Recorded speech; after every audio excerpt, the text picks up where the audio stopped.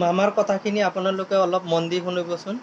আজি বাস্কাৰ কাৰাগাৰৰ সন্মুখত যি ঘটনা ঘটিছে সি সঁচাকৈয়ে অত্যন্ত দুখজনক আৰু আমি সকলোৱে অত্যন্ত মনো কষ্ট পাইছোঁ।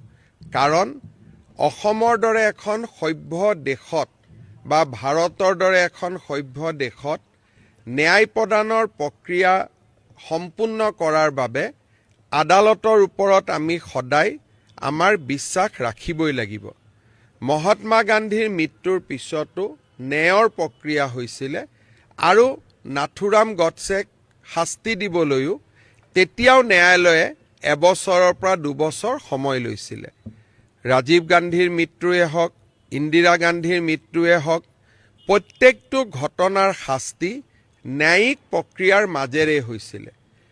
আজি ৰাজনৈতিক দলসমূহে ৰাইজক, সাধাৰণ ৰাইজক যি সঁচাই জুবিনক প্ৰাণ ভৰি ভাল পায়, জুবিনক প্ৰাণৰ শিল্পী, জুবিনক আপোন বুলি ভাবে, আমাৰ দৰে অসংখ্য যি জুবিনৰ অনুৰাগী, তেওঁলোকক উত্তেজিত কৰাৰ বাবে যি প্ৰচেষ্টা, মই ভাবোঁ যে ই সঁচাকৈয়ে অসমৰ স্বাৰ্থত নহয়, ই বহু দিনলৈ অসমক ক্ষতি কৰিব। CA আন্দোলনে যেনেকৈ অসমক বহু দিনলৈ ক্ষতি কৰিছিল, এই ব্যৱস্থাটোৱে অসমক বহু দিনলৈ ক্ষতি কৰিব।